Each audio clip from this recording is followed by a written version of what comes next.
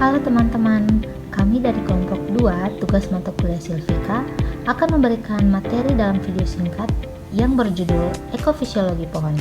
Tonton sampai habis ya. Ekofisiologi pohon adalah ilmu yang mempelajari bagaimana pohon berinteraksi dengan lingkungan sekitarnya dan merespon perubahan kondisi. Ini berfokus pada proses-proses fisiologis yang terjadi dalam pohon dan bagaimana proses tersebut dipengaruhi oleh faktor-faktor lingkungan. Yang berikut faktor lingkungan yang mempengaruhi pohon. Ada 4 faktor lingkungan yang mempengaruhi pohon, yaitu yang pertama, cahaya matahari. Cahaya matahari merupakan sumber energi utama bagi pohon melalui proses fotosintesis. Yang kedua, air. Air berperan vital dalam berbagai proses fisiologis pohon, termasuk fotosintesis, transpirasi, dan pengangkutan nutrisi. Yang ketiga adalah suhu. Suhu optimal sangat penting untuk fungsi enzim. Dan yang terakhir adalah nutrisi. Nutrisi tanah merupakan faktor penting lainnya yang mempengaruhi pertumbuhan pohon. Fotosintesis pada pohon. Yang pertama ada cahaya. Cahaya adalah sumber energi utama dalam fotosintesis.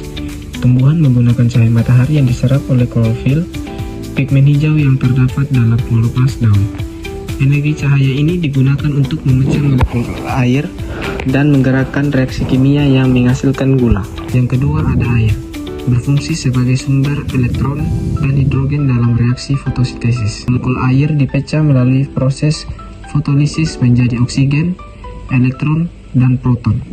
Yang berikut ada karbon dioksida. Karbon dioksida adalah bahan baku utama untuk pembentukan gula. Gas ini diambil dari atmosfer melalui stomata. Karbon dioksida bergabung dengan molekul-molekul lain dalam siklus Calvin untuk membentuk gula sederhana seperti glukosa. Yang berikut ada gula. Khususnya glukosa adalah produk utama fotosintesis. Glukosa digunakan oleh tumbuhan sebagai sumber energi untuk pertumbuhan dan proses metabolisme lainnya. Transpirasi dan pengaturannya pada pohon. Transpirasi adalah proses penguapan air dari permukaan tumbuhan. Sebagian besar transpirasi terjadi melalui stomata. Stomata adalah pori-pori kecil pada permukaan daun yang dapat membuka dan menutup untuk mengatur pertukaran gas dan penguapan air. Pengaturan transpirasi, tumbuhan memiliki beberapa mekanisme untuk mengatur laju transpirasi. Stomata dapat membuka dan menutup merespon berbagai rangsangan, seperti cahaya, kelembapan, dan suhu. Ketika cahaya cukup dan kelembaban rendah, stomata cenderung terbuka untuk memaksimalkan fotosintesis. Berikut adalah materi mengenai respirasi dan metabolisme. Respirasi dan metabolisme adalah 2 proses krusial yang terjadi di setiap pohon sama halnya dengan makhluk hidup lainnya.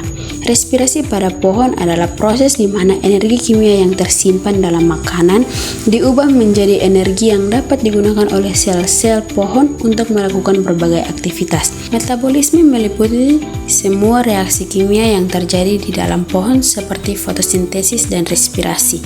Reaksi-reaksi ini bertujuan untuk mempertahankan kehidupan, pertumbuhan, dan perkembangan organisme. Yang berikut adaptasi pohon terhadap perubahan lingkungan. Yang pertama, morfologi. Pohon dapat mengubah struktur fisiknya untuk bertahan hidup dalam kondisi lingkungan yang berubah. Misalnya, daun yang lebih kecil atau lebih tebal dapat mengurangi kehilangan air pada daerah kering. Yang kedua, fisiologi. Dalam aspek fisiologinya, pohon bisa menyesuaikan proses internalnya. Misalnya, pada pohon yang tumbuh di daerah panas atau kering, mereka bisa mengembangkan mekanisme untuk mengurangi transpirasi atau meningkatkan efisiensi fotosintesis dalam kondisi kekurangan air. Dan yang ketiga, tingkah laku. Pohon juga dapat beradaptasi melalui perubahan tingkah laku, meskipun dalam pengertian yang lebih luas, ini lebih berkaitan dengan cara pohon bereaksi terhadap lingkungan sekitarnya. Implementasi ekofisiologis pohon dalam kehidupan.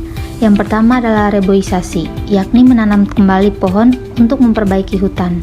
Yang kedua, budidaya, yakni meningkatkan produksi tanaman dengan memahami kebutuhan fisiologisnya.